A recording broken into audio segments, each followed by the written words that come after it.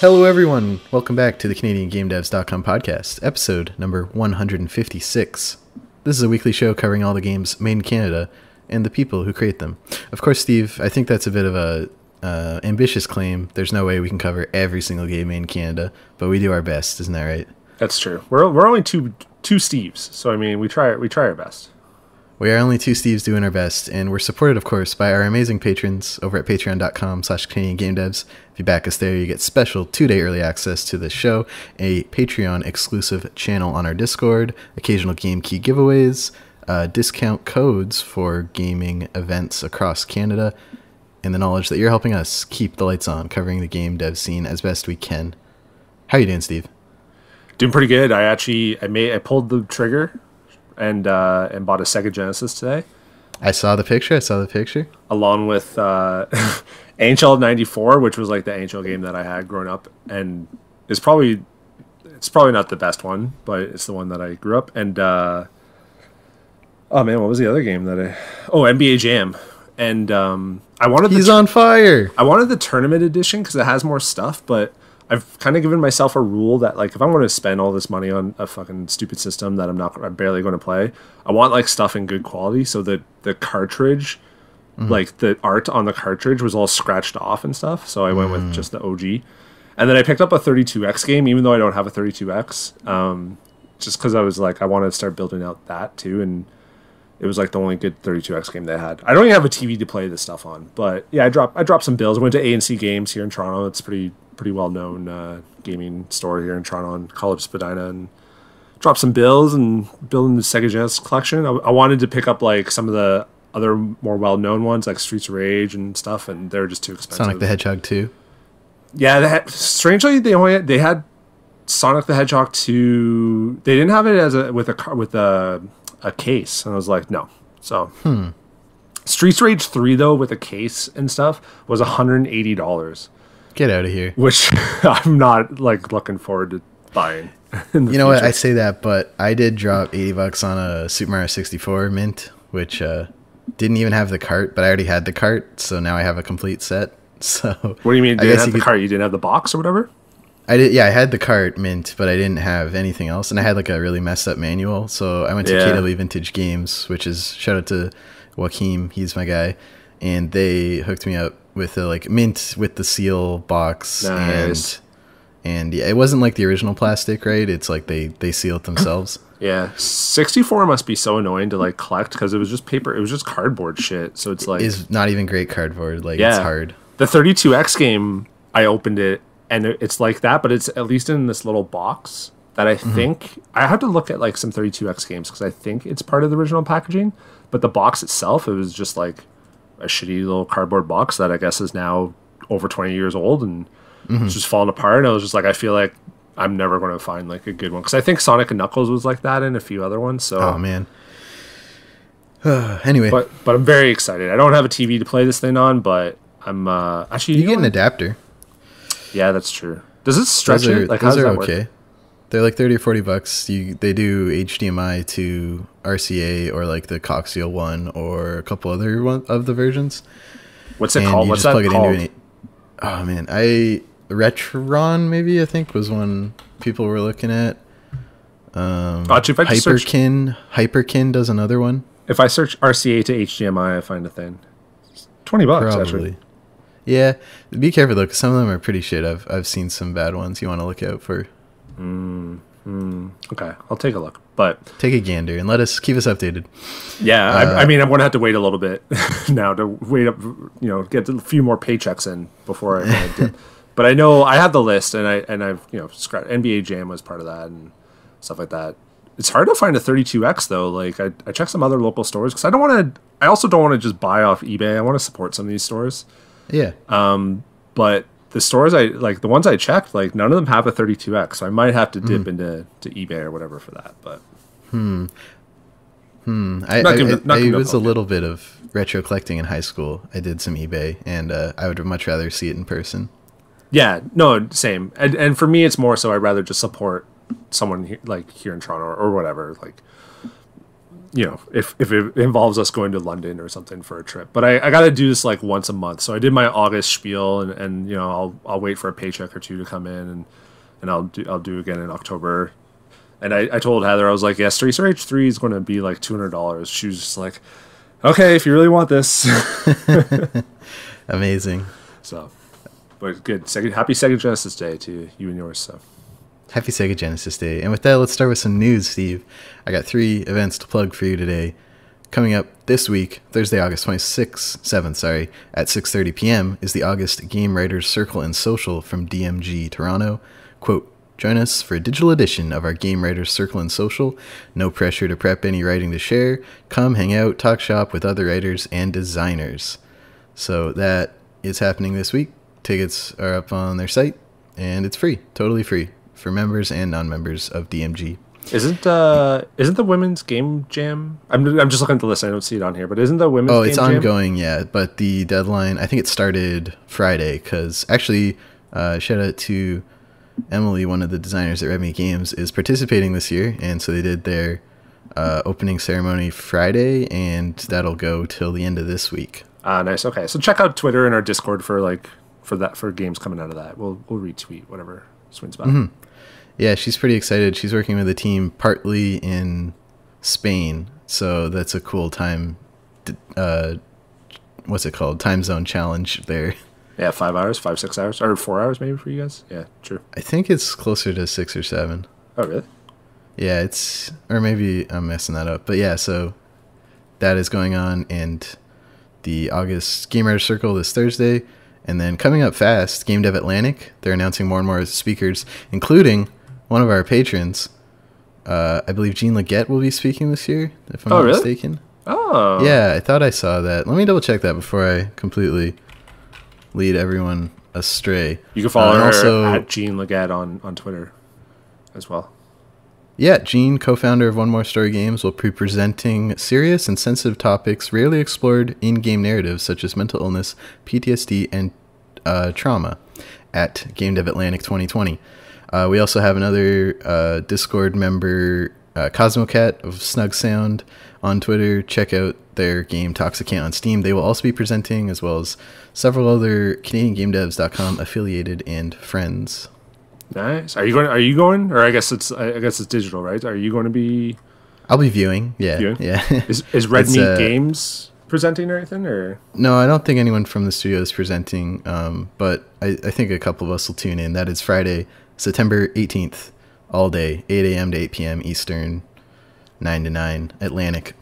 Nice. Do you have to register or anything like that, or? Yes, there are tickets and an Eventbrite. But the details for that, their Twitter is at, let me see, Game Dev Atlantic. Oh, easy Twitter handle. So you can go there, or gamedevatlantic.ca. Nice. Cool. Mm-hmm.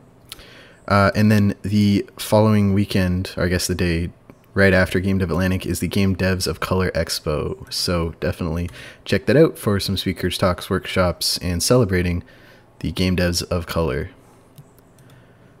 Good event, Steve. Do you have anything else you want to throw in? I guess Game Breakfast Audio Club will be next Wednesday, September 2nd. Oh, nice. Yep. I assume, because it's usually the first Wednesday. I thought I saw something else, or didn't I tweet you something or something? I don't know. I gotta start saving these instead of just like remembering them off the top of my head. Let me check. We usually go through our location channels on the Discord. So there's, let's see. No, I'm not seeing anything there. Yeah, sure. All right. Let me check the DMs. We can move. If I find it, then I'll. If you find it, we'll plug it. But until then, we're gonna plug 3 jobs we have for you today from Canuck Play in Peterborough, Ontario. They are, of course, still looking for these roles on Doug Flutie's Maximum Football 2020 and beyond. If you want to get in on the, I guess it's not ground floor now after their 4th one, but if you want to get in at a stable, I would say, which is much harder to do in indie than AAA, game studio that's making high-quality football games for consoles. They are looking for a full-time senior Unity game developer with 5 years experience in published titles, some strong knowledge of C# and Unity, 3D game console experience, 3D games for console experience. Yeah, so check that out. Full-time Unity game developer with 3 years experience on published titles, some strong math and stats skills, it's football, experience on published titles, strong knowledge of C#, and a strong knowledge of Unity's UI system and 3D games. They're also looking for a part-time QA tester for 2 days a week, but increasing during the final weeks of production, which is probably now, isn't it, Steve? Like, it's coming out next month? Yeah, is it September? Probably. I believe so. And so for that QA tester, we are looking for someone with a good understanding of the QA process, strong communication skills, knowledge of Jira, and previous QA experience preferred. Yeah, they said Doug Flu's Maximum Football 2020 released in September on their Twitter. So, oh boy, September 2020. I found the other event, Interactive Ontario at IO News on Twitter. Take your video game business to the next level at Canada Games Online. September 9th to 10th is level up your pitches at Market Pulse Training. And September 17th to 18th, get matched with publishers, investors at a B2B Connect. Interesting. You can sign up at CanadaGamesOnline.com. I feel like I tried to get that domain one time. And they beat you to it. Yeah, I know. Let me see if it's free. CanadaGamesOnline.com. I'm just free registration, get your ticket. So it looks like the B2B Connect, there is at least a ticket.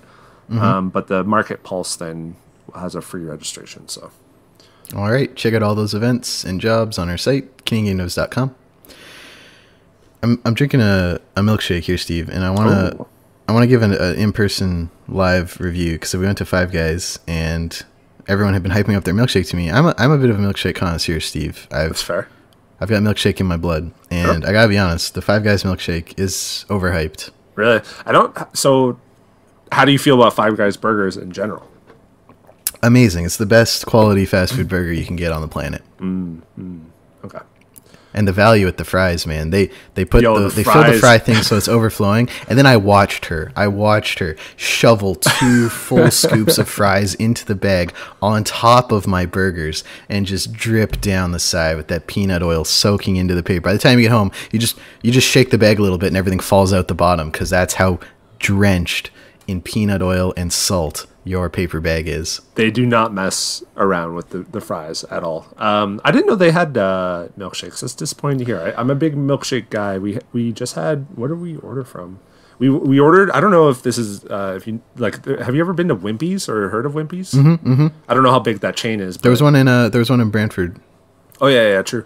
It's like a 50s style diner, and they have the checkered flags and stuff. Yeah, we Uber Eats them the other day because we were just feeling like a brunchy, greasy type of food. And I ordered a milkshake from there, and they've always had good milkshakes. I've always enjoyed that. That's good. I'll pair my Five Guys review with a review of Daryl's Burgers and Fries, which is literally minutes from my front door. Best milkshake I've had in Halifax. Very good. And Steve, here's what I appreciate about Daryl's. What Daryl's does is, if you're eating in, I can't confirm with takeout, but if you're eating in, they fill the giant milkshake glass, stick the straw in, and then bring the rest of like the metal container they make the milkshake in, and put a straw in that and leave it on the table. That's like so you basically get a milkshake and a half. Yeah, that's like the Five Guys equivalent. It is. It is, but with milkshakes. Because I appreciate that so much. Because, every other place just dumps that in the sink and then throws the metal cup in the thing. But no, they bring it to your table, put a straw in it, and like, here, we're giving you the rest of the stuff we couldn't fit in the glass. Nice. And it's cheaper than Five Guys milkshake. I'm just trying to get people into Daryl's. They do good stuff. The only thing with Five Guys is that it's too expensive. It is. It's fast food at a non-fast food price. Yeah. I don't know. I still feel like Harvey's has the best fast food burger. I just love Harvey's, but their French fries are just utter trash. So and interestingly, they bastardized the Harvey's in Fergus when it became like a Harvey's Swiss Chalet split, and then they did only Swiss Chalet fries for both sides. They didn't do Harvey's fries anymore. Oh, interesting. Are they different fries? Like, I don't understand. They are different fries. I had a friend who worked there, and they just. The Swiss Chalet fries come in different bags, different seasoning, and the Harvey's fries are no longer sold at that location. That's interesting because when I worked at Taco Bell, it was a Taco Bell Pizza Hut mix, and we had French fries, and Pizza Hut didn't, but like you could still just order, and they would just come over and grab it. But KFC is the same like parent company or whatever, and I had a friend who worked at KFC, and it was the same French fries because I remember we would have to sometimes we would like share like French fry orders or whatever if if one location didn't order enough or something like that. So that's interesting. Interesting. A little fast food trivia. Little tangent on the Sunday night. And that's good. That's important. I think fast food's a big part of our culture, and someone should do a site about that. Canada, right, CanadaFastFood.com. Let's get it started. Before we do that, let's do some news. I got several to plug for you this week. It's big news week. Lots of games coming out, things getting announced, and long time running games getting cool features. But I'm going to start with Party Panic, which is officially out now on PlayStation 4 and Xbox One from Everglow Interactive in Saskatoon. Shout out to Saskatchewan, a not often represented game development scene, but a present one nonetheless. Party Panic is going for the Mario Party style game, but with like that kind of wacky human fall flat physics, and the board you kind of like walk through people. It seems really cool. We have yet to try it yet, but I'll read a bit of the pitch here. It's supports 2 to 4 local and online, so you can play with friends over the internet. You can play split screen, achievements and trophies, Steve, of course. Yep. 30 plus mini games, silly hats, very key. A comprehensive AI. If you don't have any friends, as some gamers don't, you can play with some good AI. A feature called the Gauntlet. Race your friends through a deadly and brutal obstacle course. So this is sort of like a side mode from the Mario Party board game mode. And they're, of course, touting their online and local multiplayer, which, as someone who's currently working at a studio trying to make a multiplayer game, good work. So yeah, it looks like it's kind of filling that Mario Party itch, because I and several of my friends got Super Mario Party, of course, when it came out. What was that, 2 years ago now? Or yeah, it was my last year at university, and we were all kind of meh about it. It wasn't terrible. Like, I'm glad I played it, but after about a month, we'd done everything we could in the game, and they never updated it with any free content like they do for Splatoon or ARMS or anything. And it's kind of just dead to a lot of people. So if Party Panic can come in, hit that market, and build on their successful base on PC, which looks like from some pretty positive reviews, I think good on them. Yeah, I was wondering if this is like... I mean, it's really hard to pick a time to release a game. I was wondering if this is like a good or bad time, because everyone's in like Fall Guys mode, but but like it does enough things different, right? Like it has the split screen, or the couch co-op stuff you can do. Fall Guys doesn't have that, and it's also like more of the board game stuff. So people are playing Fall Guys and they're in the party mode zone. I wonder if they like still look elsewhere, or if they're just like, I got my party game, I don't need to like get another one or whatever. It looks pretty cool. No one has the platinum yet on PS4. So I mean, it only came out 2 days ago, so I'm assuming the trophy head fanatics haven't ripped it apart yet. Yeah. If you hear a baby crying in the background, it's just my baby crying in the background. Gotcha. Yeah, Party Panic looks good. Check it out, PS4 and Xbox. Next bit of news I want to plug for you today, Steve. The light at the end of the ocean came across our timeline from Jane Tidor, hope I pronounced that right, at Part-Time Storier on Twitter. They just say they're based in Canada. Lots of people don't want to know their exact location. Totally understand. But they have just released their game, The Light at the End of the Ocean, onto Steam and itch.io. And this game looks kind of cool. Here, I'll send you the link quick. It's I think they're going for that visual novel point-and-click style of game. Ooh. And it's got a great art style and a very lovely trailer. I like good trailer music, Steve. There's an art to a good trailer.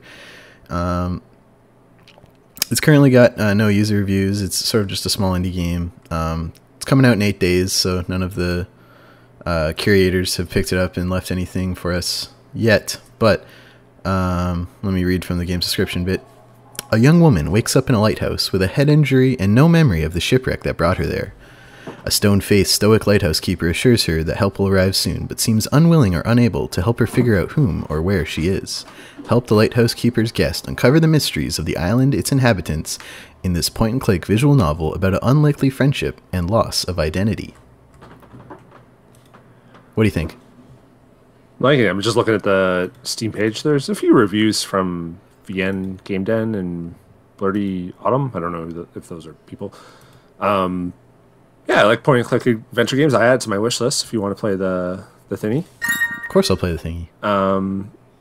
Yeah, I think it looks like a pretty solid looking thing. I guess it's going for the mystery sort of style. Wake up, I guess it's just like, the wake up in whatever and you don't remember anything is always kind of played out a little bit, but it can always kind of turn interesting. So I'm down with this. That is The Light at the End of the Ocean on Steam and itch.io, but definitely pick it up on itch.io if you can. I don't know if there's a Steam key affiliated, but I feel like they probably would do that. One playthrough of The Light of the End of the Ocean will take approximately an hour and 15 minutes, including all endings and bonus content. The full length is about 2 hours total. So it's a solid Sunday rainy That's afternoon. amazing.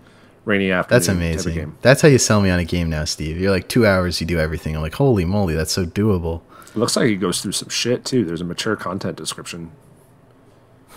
Discussions about depression, suicide, but nothing too graphic or explicit. Implied homophobia, brief scenes taking place in a hospital, and generally a lot of sadness, but with an ultimately positive true ending. Aw, I kind of like that. So it's going to take you through some shit in like 2 hours. So, pull the pants. Yo, Steve, the global account director at PlayStation just followed us. Oh, really? Yeah, helping build the success of game devs and publishers of all sizes. That's kind of cool. We should get into their DMs. You know what I'm saying? Yeah, man. Oh, he's got the Kobe Eternal on him. Oh man. Is that it? You doing it? Yeah. All right, cool. That's just a little cool. I just wanted to let our listeners know we're making plays here at CanadianGameDevs.com. What is a PlayStation partner? Oh, I think that's like, yeah, it's like finding developers, getting them on the platform. Oh, I see. Hey, I did download Unity today for the first time ever because I like the engine. I have so much free time. I was like, why not? And I'll just dick around with it, see. But I don't plan make the rollerball game, like the first big like Unity tutorials, like the rollerball style game, like Monkey Ball. Oh, well, there's a few like kind of, I forget what they call them, but there was like a 2D platformer that I kind of downloaded or whatever. Even though it's like a genre I'm kind of done with now, but I didn't see the rollerball one because there was like a template. There was a couple templates, and one of them was like 2D platformer, 3D open world, stuff like that. That's exciting, Steve. I hope that you make an amazing game. Yeah, I look forward to my game in 2024. 2024 coming exclusively to PlayStation 5. Yeah. Now we have the hookup now, Steve. You could slide in the DMs with your game. I would never release anything on Steam. So, speaking of Steam, Dead by Daylight from Behavior Interactive in, I want to say Montreal, but I might have messed it up. No, I think you're right. I'll look it up. Yeah. Okay, PC and console crossplay, Steve. This is pretty huge. Nice. They had a very comprehensive FAQ on their site, which I wish Apex had because I just need some clarification about that whole scene, but whatever, I'm not sad or anything. A crossplay between PlayStation 4, Xbox One, PC, and Nintendo Switch. Oh. You got all the platform holders to play together. How nice is that? Very nice. That's cool. Stadia will also join when they launch on Stadia. Doesn't say when. Probably, I don't know, this year, maybe. Stadia will be dead by then, don't worry. Cross progression is not available yet, although they have said we are working on it. So that is probably a monumental network task. I do not envy the developers trying to figure that out, and I'm glad they're communicating their progress. So it's there. It's in that. You can right now play. They say there are more than 140,000 Dead by Daylight players in active sessions at any given time. That's a lot. You can deactivate crossplay if you're on console, don't want to play with any PC players, or on PC and don't want to play with any peasants. You can just toggle that off. It's just really cool, Steve. I love that this is happening. I love that this is becoming a precedent. I'm really excited for Rocket League's cross progression later this year when they go free to play. I want to see how it combines my PS4 and Xbox inventories. And then since it's free to play, I can just log in on computer and see all my stuff, ? I'm very interested in that and this whole nebulous concept of crossplay and progression. Yeah, cross progression is kind of the one that I'm always more interested in. It was super cool. Like when I was really into Fortnite, I'd play Fortnite on PS4, on Switch, and on my phone, and it was just all like the same thing and stuff. So that's the one that I always care more about. But I am excited for cross play for Apex Legends. So good on Dead by Daylight. It's just like it makes sense now. Like you don't want the death of your game, and not that their game was anywhere near dying, but Like, you know, This only helps it. this only helps it. I'm assuming like the Switch version probably has the least amount of active players on it, so it's just like this is more for like the Switch and like Xbox versions. I'm guessing more so than the PC version, but good on them. Good on them. Steve, the game that I want to get unbelievably high and play, Spinch, is coming out this September. Dude, their marketing campaign has been fire. I'm loving their social media posts, and they did a special physical version that was like a cassette tape that comes with the soundtrack on cassette as well as a USB of the game. I almost pulled the trigger on their Kickstarter, but to get to Canada and getting the version I wanted would be over 100 Canadian, and it just wasn't worth it for me, but I still love that they did it. And if I had big FU money, I totally would have bought it. But yeah, everything leading up to the launch of this game, I've been loving it. They're doing like these every other night, like just tune in to the developers while they just listen to the music from the game and hang out and answer questions. There's just cool stuff happening, and it's coming out next week. Yeah, I'm excited for this one too. It just looks psychedelic and funky and cool, and yeah, something you should get high and play. Although I don't smoke, so I probably won't do that anyways. But I want to see if I can stream it. I'll like off screen, you know, and definitely give that a try. Because Snoop Dogg did it and he got banned, so you just can't do it on camera, you know. Oh wait, but you can be high on camera. That's what I'm saying. Oh, That's what I'm saying. Just turn the camera off then. Yeah, I'll just tilt it, and we'll see. I'm making this happen. Mark my words. That, of course, is from Queen Bee Games in Prince Edward Island. Another development scene in Canada that doesn't get represented a lot, but when they do something, it's this. Yeah, Prince Edward Island probably like is tiny, so smaller than Saskatchewan. Yeah, actually, I don't know if that's true. I'm just assuming that's true, but population is 145,000 people. So like Guelph. Yeah, it's basically Guelph, Ontario, stretch across an island. And I think Saskatchewan's like 1 million-ish. So I'm guessing both are just kind of farming, big farmers. I think Prince Edward Island is like big on there's like potatoes. Potatoes, isn't it? Yeah. They were trying to bump up their tourism earlier this year, and they were giving everyone who crossed a free bag of potatoes. Oh my god, really? Yeah. It's pretty cool. But the other thing is like, when the Atlantic bubble for COVID hit, if there was cars in PEI that had out of province plates, they were getting like keyed and like smashed in windows and stuff. So that was kind of detrimental to the here's a free bag of potatoes, welcome. Yeah, no doubt. No doubt. But yeah, Spinch, it's on Steam, and I think it's also coming to It's on Switch too, or coming to Switch too, isn't it? Coming to Switch. It's on oh my god. Did you mean spinach? No, Google. I did not mean spinach. Search instead for Spinch. It's coming to Switch, Steam, and Windows. So check that out. Demographic of Prince Edward Island, there's 120 Korean people on the island apparently. Huh. 140 Russian. I don't know how I feel about knowing that little detail, or knowing those granular details about the population. Yeah, because they have the number, and it's like 128,005 for English. It's like 95%. And then French is like 3.5%. Mandarin is 1.6, and then like all under 0.5 is like Arabic, Dutch, German, Spanish, Chinese. But they have the number too, so like I guess 120, like so. Yeah. That is weird. That's like a big family. Like, they're not trying to be stereotypical here, but that's just like a big family reunion. Really, 120 people. Like, yeah, that's a big barbecue. Yeah, exactly. Anyways, Prince Edward Island. I want to go. I want to go there. I want to visit. I want to go to PI too. Let's go together. We can get an Airbnb or something. Hang out on the beach. I'm down. Play some Spinch. The red sand beach is really famous, and we can do some cool stuff. All right, I got a few more for you, Steve. Coming up this week. The 24th to 28th is Game Dev, or what would have been Gamescom, but is now Game Something Online. There's a big live stream Thursday night with Geoff Keighley, and his summer of play is coming to a close.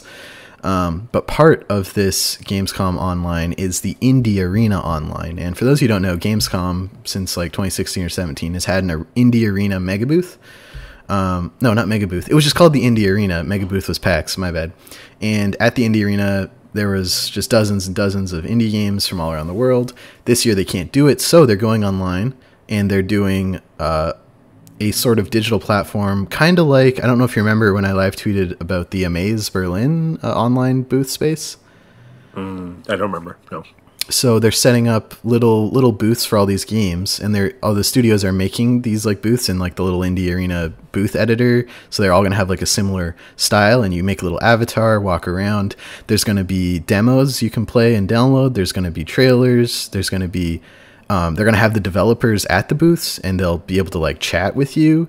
And I'm very excited about that. But the Canadian angle here is lots of Canadian indies are going to be there. Two I want to highlight from the developer or publisher / developer Finji.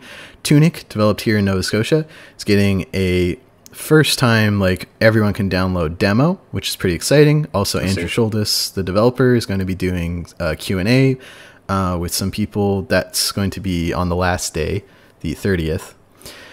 Chicory, A Colorful Tale, Kickstarter success, developed partly by Greg Labanov in Vancouver and some other Canadian and American and international developers, is also getting a demo, new trailer, and a developer Q&A. So those will be happening between August 27th and 30th, and I am going to be walking around that virtual floor trying to find all the Canadian games I can and tweeting about them. So you should follow at Canada Game Devs on Twitter for all of that. But yeah, I'm pretty stoked about it, Steve. You should hop on too. We can meet each other in the virtual booth. I'm down. Is it going to be like PlayStation Home or something? Or like Second Life? But it's not for what I'm trying to remember. PlayStation Home. It wasn't first person, was it? No, I think it was third person. Okay, because this is like fixed camera angle, really basic pixel art kind of thing. I see. Yeah. It's a shame because PlayStation Home would have really like thrived in something like this now, where they could just have like the digital E3 in that thing. Anyways, that's cool. Gamescom. I saw like there's a big event like on Thursday as well with a bunch of stuff. They're gonna reveal season 2 of Fall Guys. Yeah, which is weird because I think season 1 still has like more than a month left. And a few like they'll probably show a few other things too. So. Apparently, the rumor is the Harry Potter RPG will be shown there. So, man, what? Speaking of tough times to announce a game, yeah, I know. tough circumstances rather to announce a game. I know. Yeah, I would feel so bad being on that team. Like, apparently, Yeah, apparently, rumor is like the people on that team are kind of like she's kind of she's gonna make money off this. Yeah, and she's going insane or just like saying some really controversial shit that people are not agreeing with and people on the team, but it's just like they're just like, well, she fucking created Harry Potter. What like she's more important to this project than you are. It's true, unfortunately. That is the way the cookie crumbles. Yeah. But anyways, not to get into that. But anyways, Gamescom is Thursday. I guess it's Thursday to Sunday next week, so that should be good. Yeah, we will be covering it on the site. And all these demos and stuff. Cool. I'm down. All right, Steve. This one came out of nowhere and pretty exciting. A new studio, always exciting. We had Bean's team earlier this year announced during the Devolver Direct. But this new studio, Odyssey Interactive, being founded and established in the tech capital of Canada, Waterloo, Ontario. They are stoked to announce they've secured backing from an amazing group of investors, a bunch of names I don't know, totaling over $6 million in this first round of investor funding. Jeez. They are getting their studio off the ground with this money, hiring a team of quote-unquote rock stars, and take a few stabs at making some hopefully pretty awesome games. They have talent from Riot Games and Netflix who are joining to form the studio. And yeah, I like this page because it's super informal and it really just feels like the guy Eric Lawless is the tweet I found. We should follow Odyssey Canada, which is the new studio handle. Post it. Formerly Netflix, Riot Games, and Side FX 3D animation software. Cool. So it looks like film people and game people are meeting at this studio, which is pretty exciting for me. The site, odysseyyinteractive.gg. See what you did there. Yeah, this is just big news, and obviously whatever they're working on will be probably 5 to 10 years away. Yeah, it's going to be a while. So they will be hiring, they said, so keep your eyes on that, and we should reach out, see if they're looking for any help with that.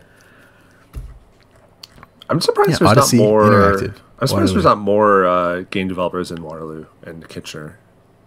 they come and go. A lot of them use the like what do you call it? The startup. Oh, the little accelerator, Yeah. and then branch out to other cities. That's actually how Red Meat Games kind of got started, at a accelerator in Newfoundland, and then at Communitech in KW. And that was the building. That was the building I worked at. Ooh, the Google building. Yeah, it's also That's pretty hype. You were probably working around them. Maybe when were you there? I don't know. I gotta check my LinkedIn. When was I there? When did I start? Because you 2011 might have been there 12? the same. No, Red Meat Games was 2013. Well, I gotta check my LinkedIn. I don't remember when. I don't remember things. It was before Heather. I also didn't find out whether you gave my friend an Uber ride to Casa Loma, but I still want to get to the bottom of that.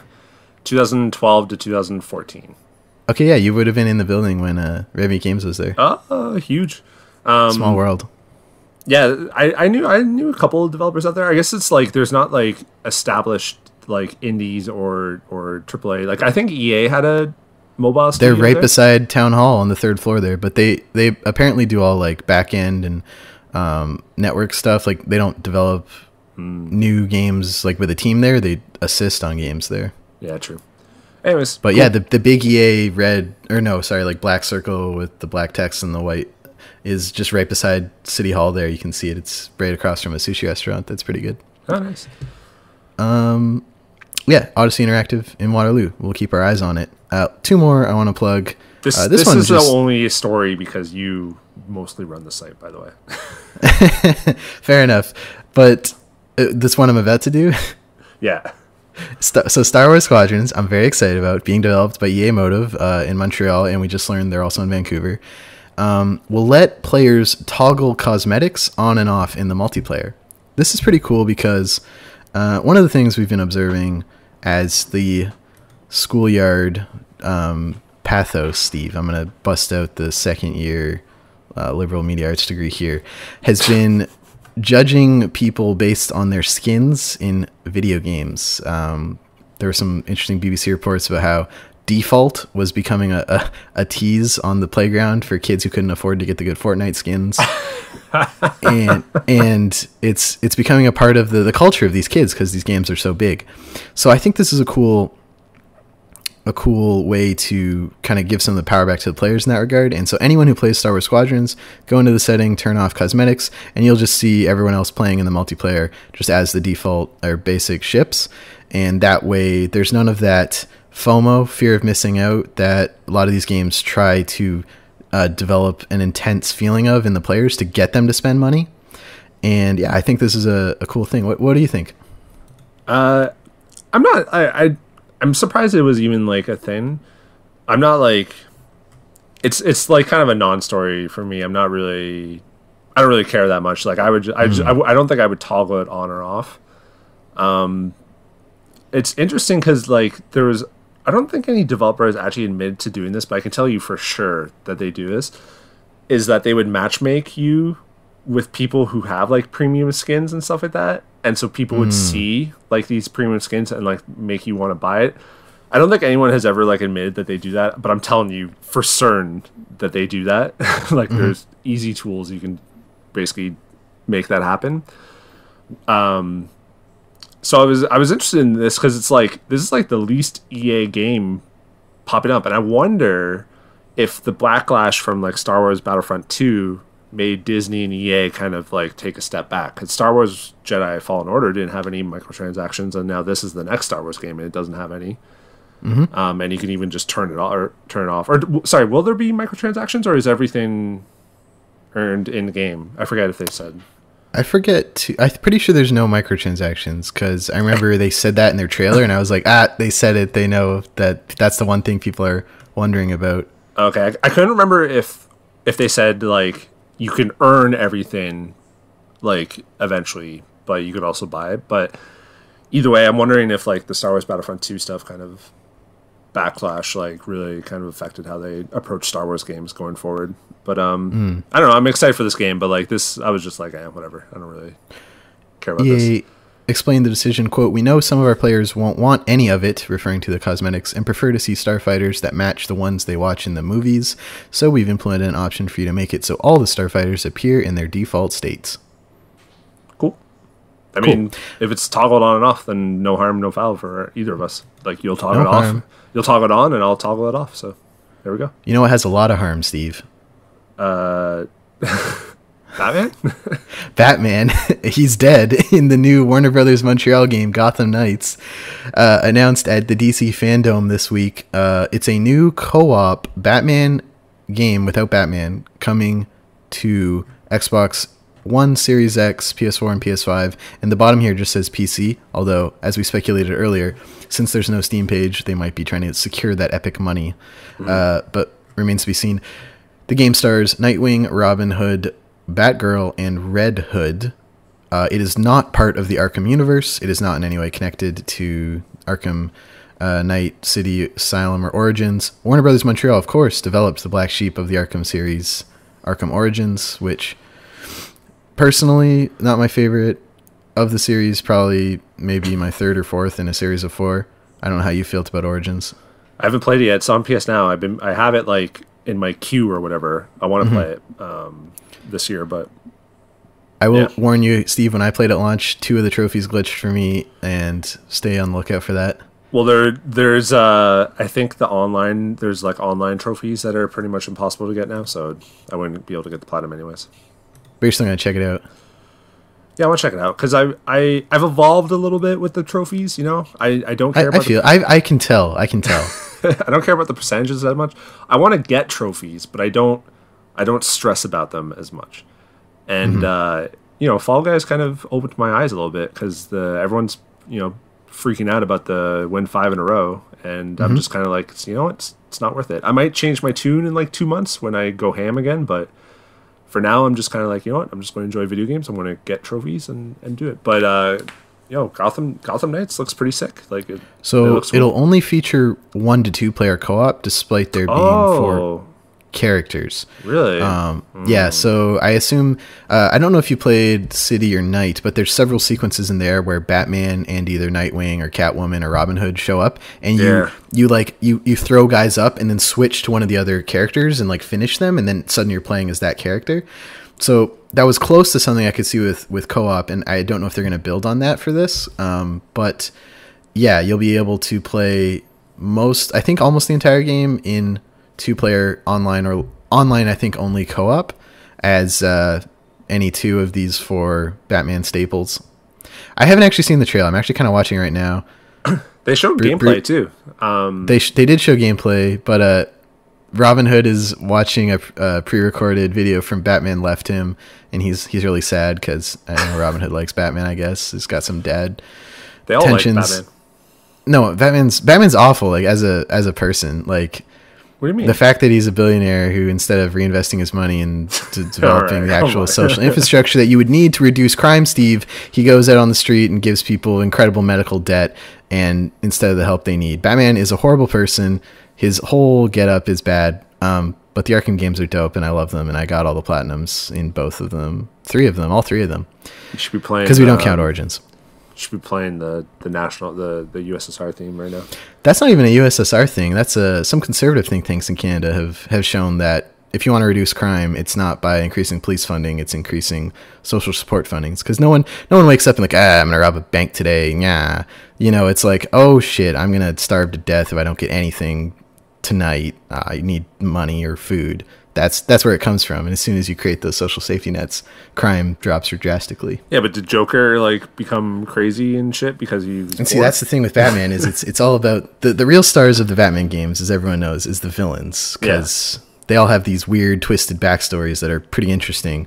But they're hundreds and hundreds of thugs who follow them because, I don't know, they're big face paint aficionados, are never really explained in more than that Batman snaps their arm around the back of their neck. And in that way, it's just stupid. But of course, the villains are the fun part.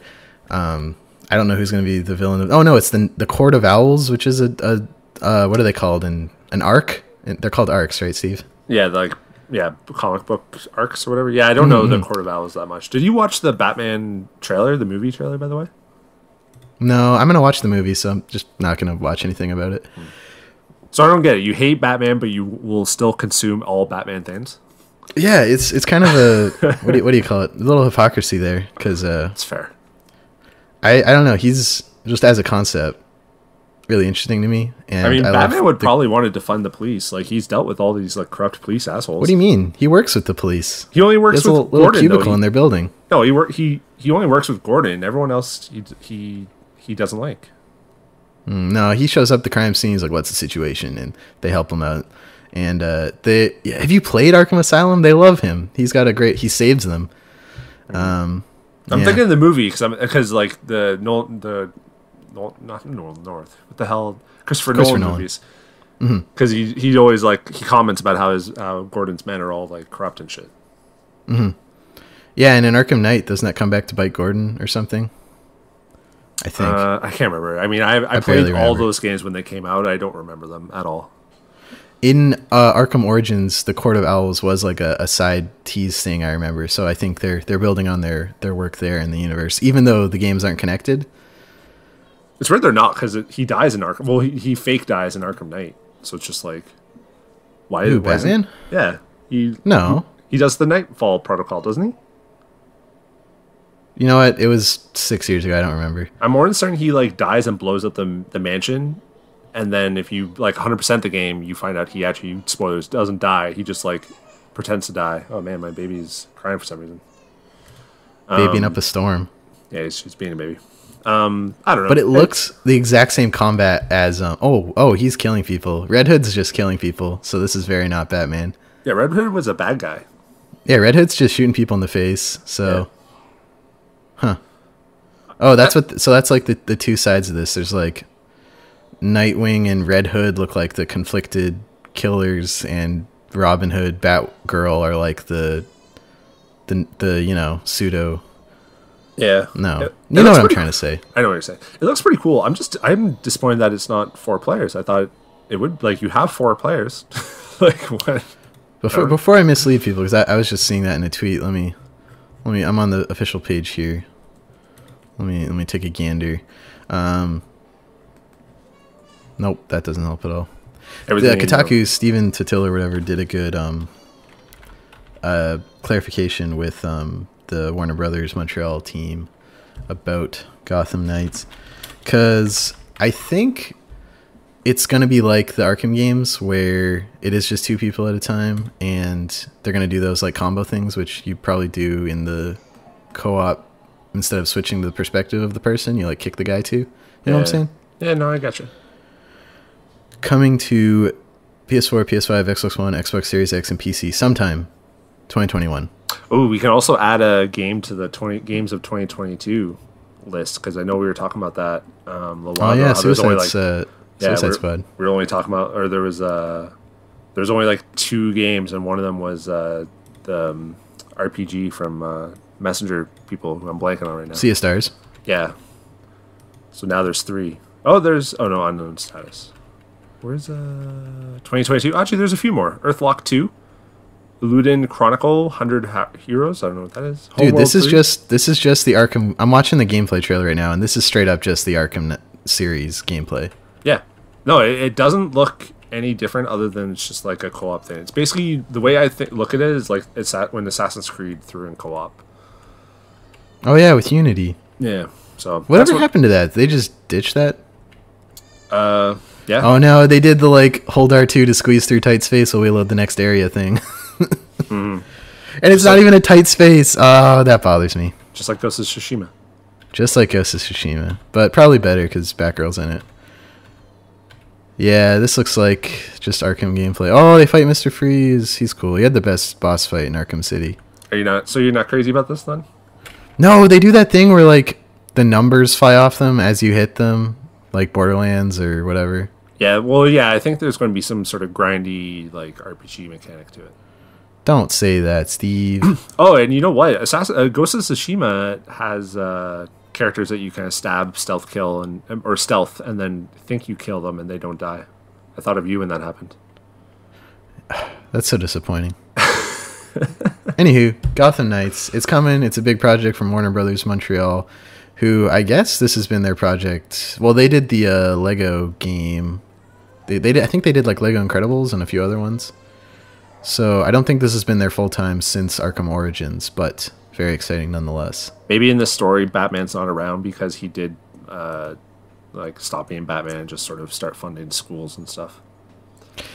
No, apparently he just dies. He gets killed by somebody. Oh, spoilers. So, he's not going spoilers. to actually be dead. Spoilers, Kotaku, for telling us the thing that they said at the thing. All right, Steve, that's it for the news. Very excited about Spinch. Very excited about playing the Tunic demo. And every game should have crossplay, I think, is the conclusion of this news segment this week.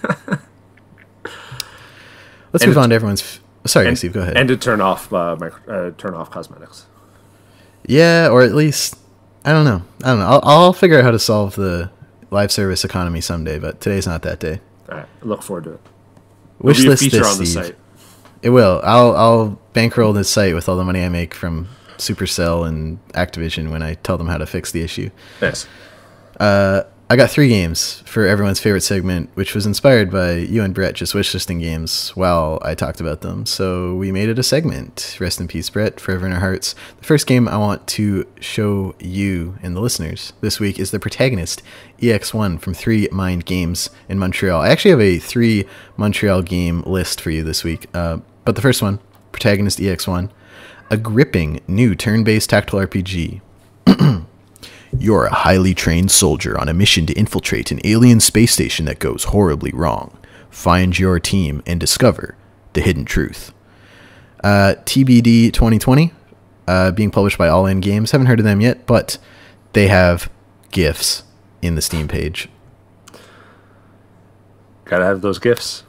Martial arts combat system, dynamic dialogue system, initiative and action point system, and 7+ playable characters, 10 enemies, 19 weapon types, and much, much more.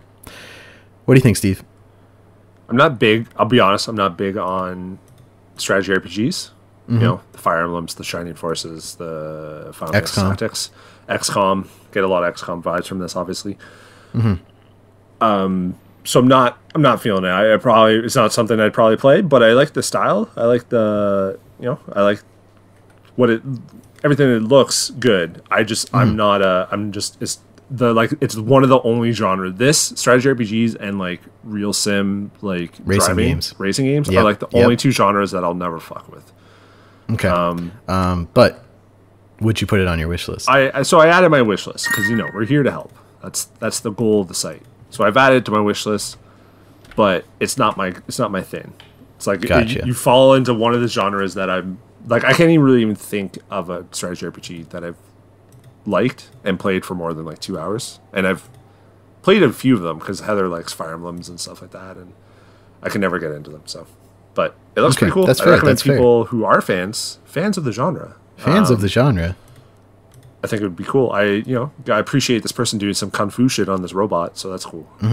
Kung Fu Robot, the way to go. Yeah. So that once again is the Protagonist EX-1 from 3 Mind Games in Montreal. You can check it out on Steam and add it to your wish list. Next game today, Steve, also Montreal studio, Clever Plays.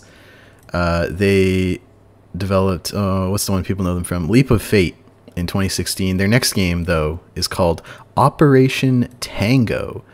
And I think I shared an Airbnb with the studio head at Clever Plays in 2017 at Gamescom. I'm just realizing that as I look at their site. But yeah, he was very nice, so hopefully the game is too. I'm going to do the voice. It takes 2 to save the world in this asymmetrical spy thriller. Pair up with a friend as a special agent or elite hacker and work together to bring a high-tech global menace to its knees. So I think the main conceit here, just looking at the trailer, is it's co-op. One person's, the guy in the van giving you the details, hacking. The other person is the special agent doing the mission. So we got some real Mission Impossible type stuff going on here, Steve, which as a premise, I really, really like, because that type of asymmetric co-op that I don't know if you've ever played Keep Talking and No One Explodes, where like someone has the bomb manual and someone has the bomb in front of them. I forgot about those guys. That's a Ottawa developed game, I think. Yeah, I think it is.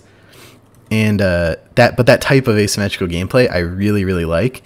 And the idea of like you being like the guy in the van with the information and the camera feeds and like trying to make sure the mission goes smoothly and keep me in the loop while I'm the one like in the field, 3rd-person stealth, taking people out. Like that's such a cool premise for a game. I can't think of another game that has done. Can you?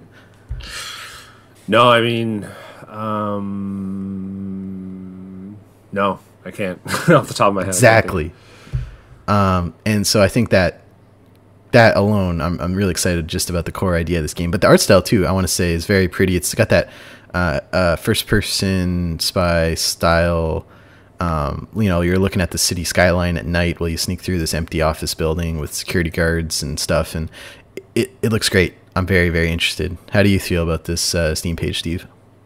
Could use some gifs. I want to see the character model of the lady, because it looks like she has a really sick afro, but but they don't they just show her silhouette or whatever, not the and maybe that's on purpose because it looks like you play first person. But yeah, I'm down with this.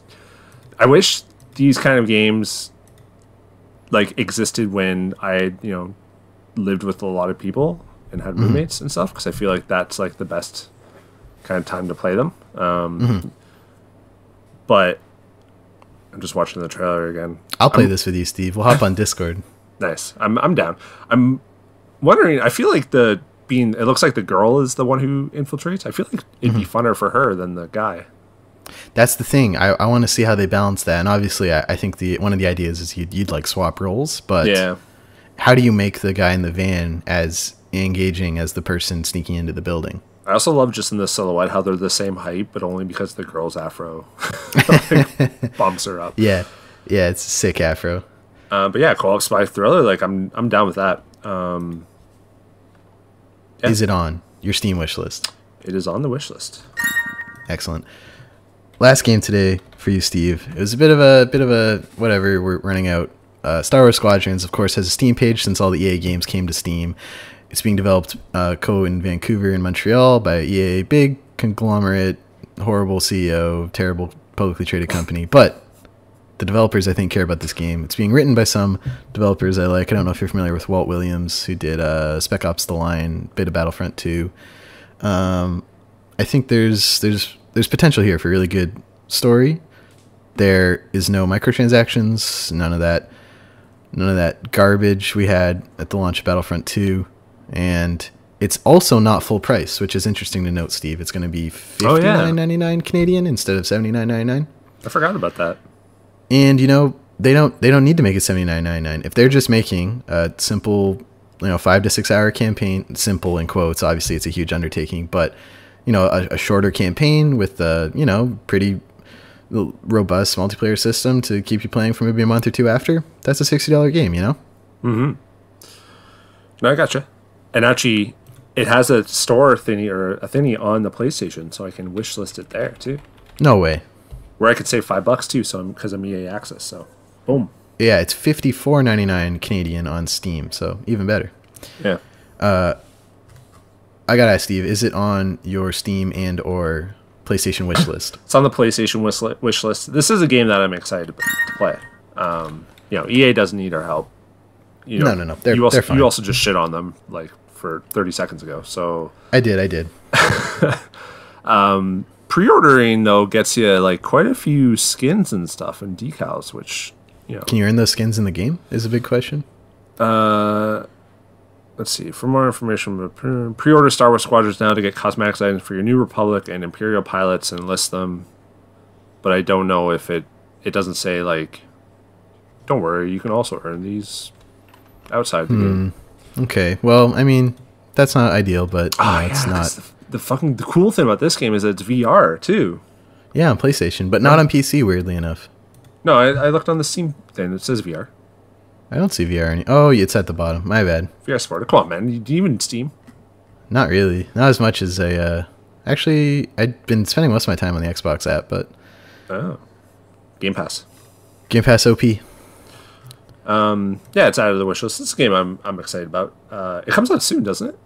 It comes out 5 days before my birthday, if anyone's listening who would be, useful with that information. Comes out 3 days before Sophia's birthday. There you go. Get her a VR headset. I doubt it would even fit. Actually, don't give anyone under 4, I think 6 VR. It can mess up their eyes. Yeah, I believe that. Don't worry, I won't. So that's coming out October 2nd. There's 2 games coming out. I want Crash 4 too. If anyone listening, Mom, you're a patron, I love you. Crash 4 and Star Wars Squadrons both come out a week before my birthday. Just letting you know. If you will it into the universe, it'll come true. Steve? I guess. Sure. You just keep saying that's it for wish. That's it for Wishlist. It either happens or I do it to myself the day after my birthday. You know. Yeah, I always like to get the birthday gift myself. You know, I always get a game. Go out to EB Games or whatever. And it would always be like Thanksgiving weekend, so like my family would be around, and like someone would just drive me to the mall and be like, "All right, Steven, pick up a game." I'd be like, "Yeah," I'd like run around the store checking out all the games. Oh man, it was a good time. Shout out to Antine, you're the OG. Shout out to Aunt Meg, got me addicted to games in the first place. The aunties really brought me to where I am today, Steve. Nice. Yeah. That's it for Wishlist. This. Wow, that's been an hour so far, Steve. Should we skip hot take this week? I don't really have anything. Nothing really. I guess like the DC should happen, but nothing really. I don't really care about nothing really. Yeah. The Epic lawsuit's still going. I did note Xbox has officially. I don't know what the thing they did is. It was some legal thing where like they put their name on the Epic suit to like join them, to like try and pressure Apple to open up their ecosystem. And I think, Steve. But doesn't Microsoft do the same 30% thing? Xbox's split is 30%, but that's not what they're suing about. They're suing about offering to buy through the game or something. I don't know. I haven't read up as much, but I want to put my fan theory out there. The Project X Cloud is not coming to iOS because of Apple's rules. Oh yeah, that's streaming. Right. Yeah. So I think their horse in this race is getting Project Cloud onto iOS, because the way they were going to do it on Android is they just download the app, sign in, and then start streaming. Google Play doesn't make any money through the subscription, right? Yeah. So that would violate Apple's terms of service, whereas Apple wants 30% of that subscription they're accessing through the thing, you know? Yeah. So it's weird. Honestly, it's just a bunch of billionaires smacking their dicks off each other. There's not a whole lot to really say other than that. I hope the best outcome here is the cut for developers gets bigger and the ecosystems open up to more people. I think it's a good best case scenario. Yeah, if there's any benefits that pass down to the consumer, like that's good. I don't really give a fuck if Epic or Microsoft get a bigger cut. Like I don't give a shit. I don't have stocks. I don't care. And yeah, fair quite enough. frankly, if I had stocks in the company, it wouldn't be that much. So because I'm not Big Dick Steve who can just drop thousands of dollars onto these companies. So whatever. By the way, we missed PGA 2K21. Oh my gosh, how did I miss that? Came out now as well. Yeah. On what is it? PS4, Xbox One. Is it on Switch? It's on Switch. It's on Stadia and Stadia and Steam. So PGA Tour developed here in Nova Scotia. I actually just had dinner yesterday with one of the developers at HB. Shout out to Heather, making cool games over at HB. Yo, Heather, what up? And they're I think almost 80, 100 developers strong. Yeah, I was looking them up today when I wrote the story, and they've been doing sports games for a while. Like they were working on the NBA Live stuff for EA. Yeah. They were like in bed with EA for a long time, and then now they've they made their own golf game. When the golf club, right, or two or something. The golf club. So they made 2 golf clubs, including a VR one. And then I guess 2K was like, "Oh, EA is not making golf games anymore. We'll just do that." And and so this is the second of the 2K golf games. So I don't know. I might dabble in it. I remember playing actually, I'm going to add to my wish list right now if you want to play it. I remember playing like the Wii version of Tiger Woods, and that shit was dope. I had a DS one. Oh, really? It wasn't good, but that's fair. I'm going to add it because I like PGA. What is it? What's the full title, Steve? I think it's just called PGA 2K21. PGA Tour 2K21 out now. Yeah. Console, Stadia, PC. Play as 12 different pro golfers, 15 real courses, the ability to make your own golfer and your own golf courses. Check it out. HB Studios right here in Nova Scotia. That's my wish. Lunenburg's beautiful too. We went to Lunenburg. It was my first time there, and the studio's like right on the harbor there where they make all the ships and stuff. It's really cool. Nice. Very cool. All right, that's it for Hot Take, Wishlist, This News. Just sealing all that up, and we're going to close out the show, as we do, Steve, with what we've been playing. We got Steve set up to stream, so we can get him playing those Xbox Game Pass games, Steam games we're all getting set up with, so that's exciting. Stay tuned for that. We didn't stream anything, though, but that's okay. If you tuned into our test stream, I'm so sorry. But tune in again in the future. It'll be a lot better. I kept meaning to do it this week, and I just get too tired. You got vacation, man. Don't worry about it. You're on vacay. That's fair. But Hashtag R&R. Yeah, exactly. But I did. I mean, you wrote shit all, so I guess you didn't really play much. I played more Undermine this week, and it's quickly becoming one of my favorite roguelikes. Like it's really it's pretty. Yeah, I'm enjoying the hell out of it. Like it's really really good. Super hard though. I feel like I'm not progressing as fast as I should be, and I don't know if it's me being shitty or if the game is just really slow building. So I kind of dove into the wiki a little bit just to see, and it's really good. It's just that I'm there's just runs where I'm like, like I was so shit, and then it kind of takes you out a little bit. But I think the gameplay is like really solid. It's like randomized Zelda levels, basically like classic Zelda, like NES style. Some good humor to the game too, and you level up, which is like the thing I need out of my roguelikes. Like you don't level up, but you get like new gear and stuff like that, and you build towards that. So I'm down with that. I play some Beat Blast.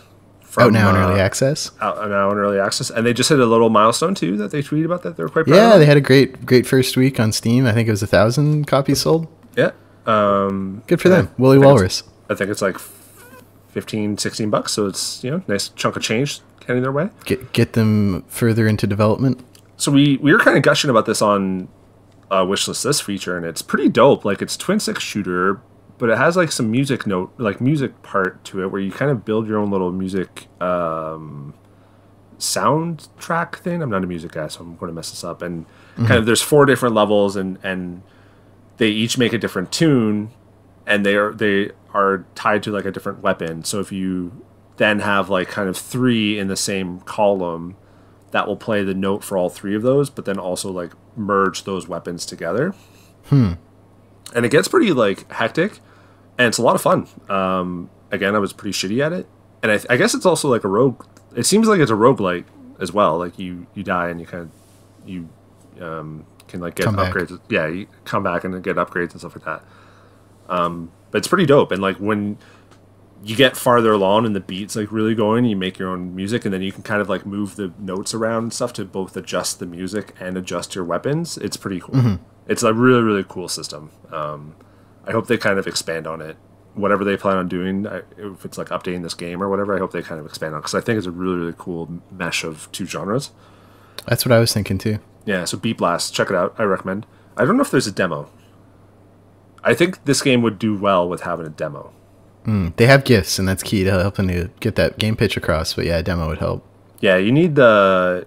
Because it's in early access, so I understand that. So they're still obviously like working on it. What are they... I should look into what they're going to add and stuff. I want to play more. Actually, hold that thought for a sec. I got 2. Oh, sure.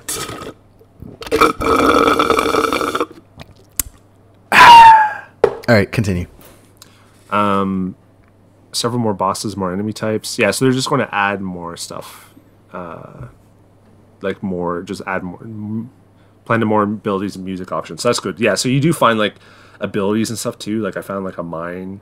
So instead of mines always mess me up on like 2D shooters. I always run into my own mines. I don't think your mines can hurt you in this one. Okay. At least like when I had them. So you instead of shooting the gun, it would shoot off like mines, and I was even able to have like the all 4 in the same column as a mine, and it would just like made this like basically a homing mine. It was pretty dope.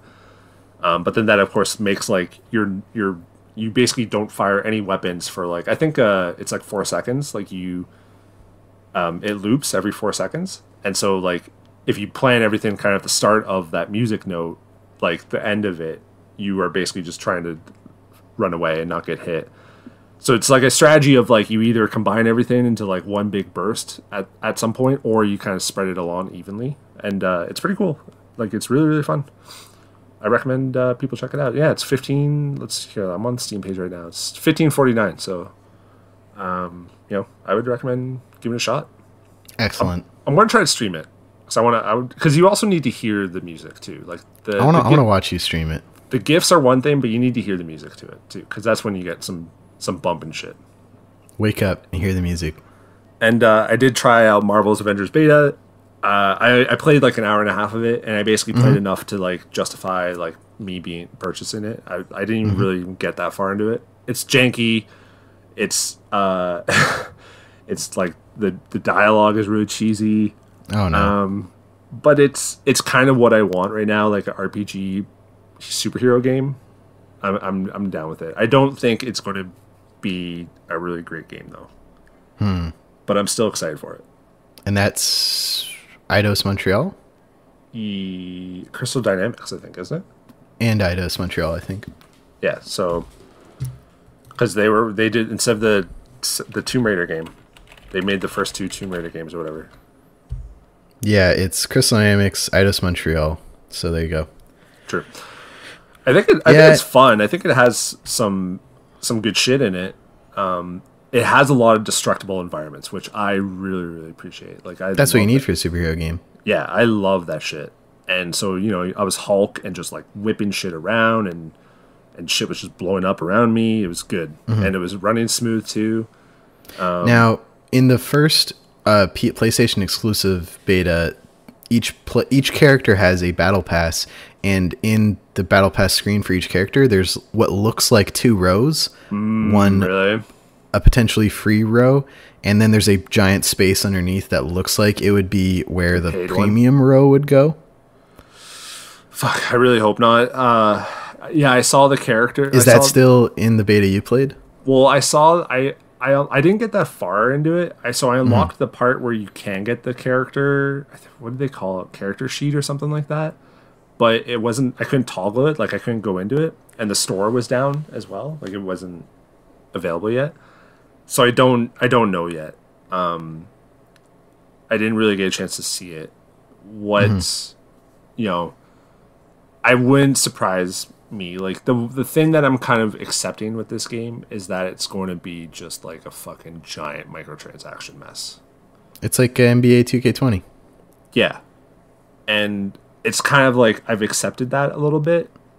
It didn't seem kind of in your face. Because like NBA 2K20, right? It's like you level up your character with the stuff that you buy, as well as cosmetics. But if this is just cosmetics, you literally watch real ads in the game. Yeah, I know. So if this is just cosmetics, the one really concerning thing for Marvels is that there's like 9 different currencies or 9 different like things that you have to get, like resources to build shit or upgrade shit. And I'm like, what are you doing?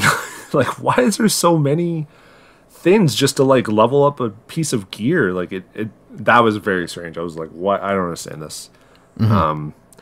And then that, like, there's 9 resources, and then it looked like there was 2 currencies because there was just your credits or whatever, and then there was premium currency, which you're hurting my soul, Steve. Which I had. I don't know if I would have it in the main game because I couldn't like spend it on anything. So there's like there's definitely concern for the game, but there's some good stuff in it too, and there's some. Like you can just like equip all the strongest powered stuff, which is like so dope in a game like this when you're trying to just get to end game. End game? Exactly. Both the movie and the end of the game. So I'm excited. I played enough of it to be like, okay, yeah, this is decent. I want to play more. I don't want to like really play that much more of the beta because it seems like the beta is literally just the first like the first half of the game, or like the start of the game that I would play again. So I'm like, I don't want to play this shit again. So I'm gonna cop it day one. We ask for codes too. If we get codes, we get codes. If not, I'll cop it. And you'll get that PS5 upgrade, right? Yeah, I think that's free. So that's a plus. Yeah, so that's good. Which is a very non-sleazy thing to do in a game that appears to build itself up for what could be a lot of sleaze. Yeah, it definitely has the potential to just be a real, like, disappointing amount of sleaze. Where it's just like... They want it to be such a long game, Steve. They want this to be a platform that people, like, build groups and communities on, like World of Warcraft. Probably. And I don't think it will be, and I think we'll see as soon as it doesn't hit the numbers they want in terms of money and recurrent user spending or whatever, that it may slowly be dropped. Yeah, I'll be interested to see how this does, like on NBT and like how it sells and stuff like that. They're already like fragmenting the player base a little bit with like the Spider-Man exclusivity. Yeah, so it's like Like, there's no crossplay. Like, are you going to have crossplay at some point? I don't know. There's a lot of weird things with the game, but I had fun. Is basically like the end game of it. And I only played as like 2 characters. Like the one girl, Miss Marvel or whatever her name is basically just Kratos. Like you basically just control her as Kratos. Like That's awesome. Her hands stretch out as if they're the blades of Hades. Chaos. Yeah, that was it. So it's like it has the strong attack move. It's like the same animations too. And I'm like, oh, she's just Kratos, and it's fun. So I don't know. Apparently Iron Man's not that fun. I think like it'll be like some characters are like it's cool that characters are different, you know? It's not like when you play Destiny and every character it's just basically the guns you have and like a few things here and there, abilities, but like Black Widow will control completely different than like Iron Man sort of thing. So I appreciate that. So we'll be covering it up till launch. Yeah, September 4th, I think, right? So, did I talk about? I played Microsoft Flight Simulator. Did I talk about that last week? No, you didn't. You and I were talking about it because you spent like. Oh, I was listening to the. Yeah, I was listening to the download music during the last podcast, but I did end up playing it. I don't like simulators. I learned that very fast.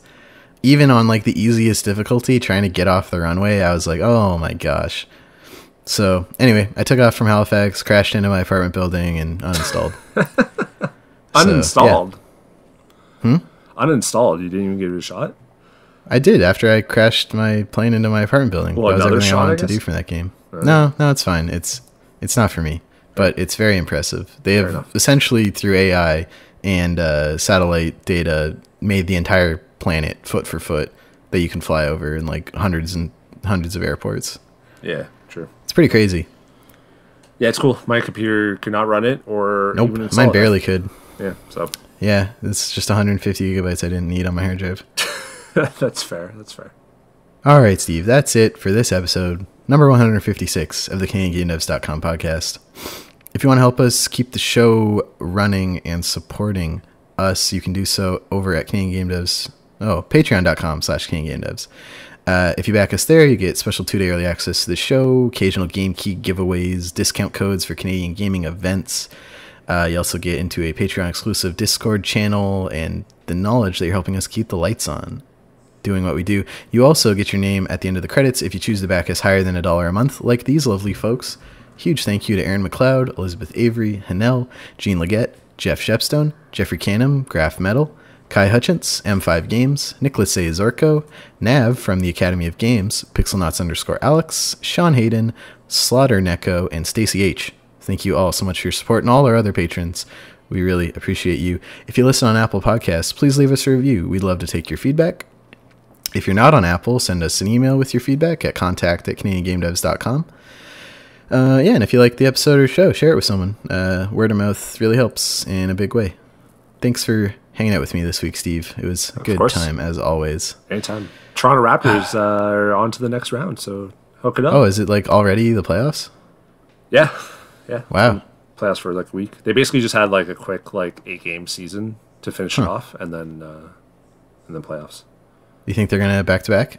It's going to be tough, and Lowry got injured today, so it depends on that. It's going to be tough. I don't think so, but we'll see. Yeah, I don't have anything to add other than watching it last year was really like at the end there was just like 2 minutes where everyone knew they won, but like nothing was happening. Yeah, the end of a basketball game can take a long time. Very annoying. It's like football in that regard. Yeah. I don't know. Sports aren't perfect, so. No, they're not. Eventually, after I solve microtransactions, I'll design the perfect sport. That's next on the list. That's just always entertaining and never just an awful 2 minutes at the end where everyone knows what's going to happen and you just have to go through the motions. By the way, the NBA subreddit, by the way, is quite hilarious. Like, you might need to know a little bit about the players and the drama and stuff like that, but it's pretty, like, there's some really fucking funny people on it, and there's some good comments. So I'm going to enjoy the rest of my night looking at that. That's good. I have some pitches currently in the works at Hard Drive Mag, everyone's favorite satirical gaming site, so I'll be sharing those if they get approved. So yeah, follow at Hard Drive Mag for some good, funny gaming content. Yeah, and you can follow us at Canada Game Devs on Twitter, CanadianGameDevs.com. Join our Discord. Follow us. We're on Facebook, Twitter, Instagram. At Canada Game Devs on Twitter. At Canadian Game Devs everywhere else. Join our Discord, though. It's been growing pretty fast. We have a lot of great people hanging out, talking, and I enjoy it. It's a great space. And you can find me on Twitter at Stephen Riley, StephanReilly. But if you just go to at Canada Game Devs, we are both linked in the that profile's description. Where can people find you, Steve? Stephen L. Crane on Instagram and Twitter. I'm going to start tweeting about Sega Genesis. I'm quite excited about building that. And I also, we're going to be on TikTok. I mean, Canadian Game Devs is on TikTok, but I saw a thing today or the other day where people can get paid now with views. They're starting, but it's very, very exclusive. They're like starting with like a few dozen people. Yeah, who already have millions of followers. So let's get there. We could try. It's a niche audience, but we could build it. And I think I've seen some good video game content on TikTok already. See, I don't get a lot of video game stuff. I get anime and like mom stuff or like parent stuff. My only TikTok to blow up was like a joke I made in Smash Ultimate. Wasn't it the Trump oh, version? No, that was a YouTube video I made. It got like 100,000 views. But the TikTok was when Sans got added to the game, like the 10 minutes after Sans was available to download, I did a little, it was one of like the popular songs at the time, where it's like, wait, who are you? I am you. No, you're not. You are me, or whatever. And it's Sans fighting Ness, and the game theory is that Sans is Ness in the future, and Papyrus is one of like the robot things from Earthbound. So it was a really niche, well, I guess not really niche because game theory has like 5 million views on that video, but it was like a super niche kind of gaming joke, and it resonated with people. Yeah, true. Anyway, yeah, you can follow me on Twitter too, or TikTok. There's too much going on, Steve. I'm sweating and tired and need to turn my AC back on. Too much social media. All right, let's do it. Let's go turn your AC on back on. All right, have a good night, everyone. See ya. Bye, everyone.